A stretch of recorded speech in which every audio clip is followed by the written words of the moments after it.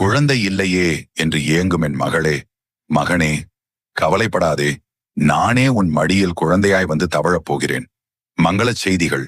இன்று நீ எத்தனையோ காலமாய் எதிர்பார்த்த ஒரு நல்ல செய்தி உன் கதவை தட்டும். உன் இல்லத்தில் அடுத்தடுத்து மங்களகரமான சுப நிகழ்ச்சிகள் நடக்கப் போகிறது. உன் வீட்டில் ஒரு நல்ல சூழலை நான் ஏற்கனவே உருவாக்கிவிட்டேன். மனதை தளர விடாதே. எதற்கும் அஞ்சாதே. உன் அப்பன் நான் இருக்கிறேன்.